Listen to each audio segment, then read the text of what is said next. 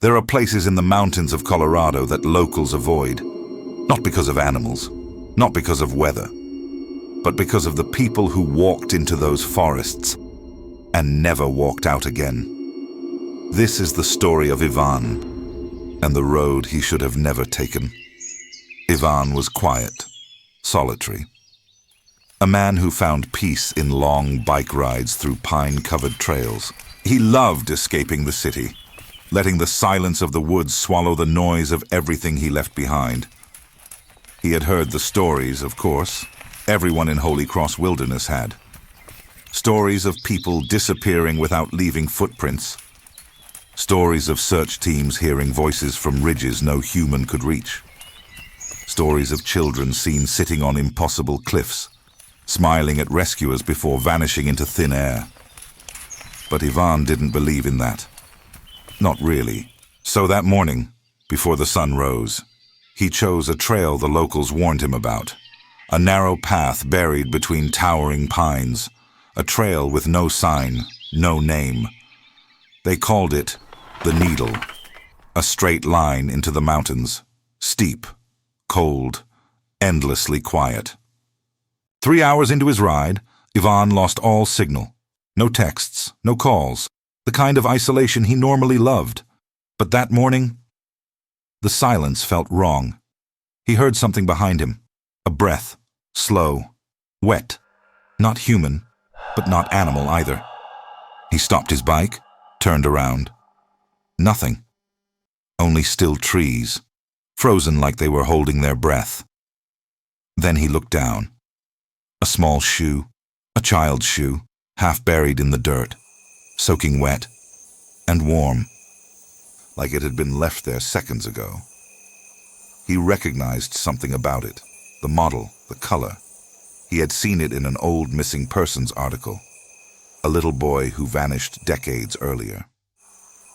Ivan swallowed hard and kept going. A splash of red appeared between the branches ahead.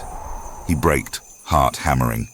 A jacket tangled in the limbs of a pine tree, old, weather-beaten, but unmistakable. It was the same brand, same style, same red, worn by a woman who disappeared in 2005, the exact same. Ivan reached out, fingers trembling. Footsteps behind him. He spun around. Nothing. A sound broke the air. A child crying. Soft at first, then louder, closer, too close. Ivan lifted his head. At the top of a rocky ridge, a place no human could climb, a small figure sat perfectly still. A boy, just watching him. Ivan blinked once. The boy vanished, but the crying continued. 2 meters to his left. He turned sharply.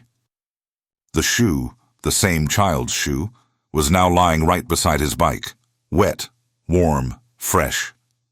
Something was putting it there. Fear finally took him. He got on the bike and pedaled until his lungs burned. But the trail had changed. Where there had been one path, now there were 3. Where there had been a straight line, now the ground twisted and split like the forest was rearranging itself. The woods were moving, shifting, trying to keep him inside. Between the trees he saw shapes, human shapes, thin, pale, bent in unnatural angles, the missing ones, the ones the forest kept. And then she appeared. A woman stood in the middle of the trail, still, waiting. Her red jacket unmistakable, the same one he had just seen in the tree. Ivan felt the world tilt as she slowly lifted her face. She had no eyes, only smooth, sunken skin where they should have been. Her jaw moved in a slow, broken motion. Don't follow. Don't follow. Ivan stumbled backward. She stepped forward. Here, no one gets lost, she said. Here, everyone returns. He turned and rode blindly until his legs gave out.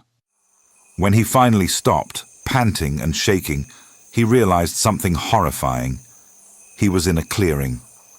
The exact same clearing he had passed 20 minutes ago. The forest had brought him back. In the center lay 3 objects: the red jacket, the child's shoe, and his own backpack, unzipped. A dirty bandage slid out of it as if pushed by an unseen hand. And then, the trees started whispering, "Ivan, Ivan, Ivan." Ivan was never seen again. 2 weeks later, a hiker found his bicycle on an impossible ledge 30 meters up a sheer rock wall. No dents, no scratches, like someone had placed it there carefully. Next to it was his notebook, all pages blank except the last one. Written in terrified handwriting, "In this forest, the disappeared do not leave. They wait. They wait for someone to take their place." Ever since, hikers in Holy Cross Wilderness report the same things. A child crying where no child could be. A red jacket hanging where no one can reach.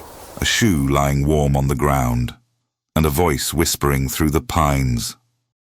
"Ivan. Ivan. Ivan."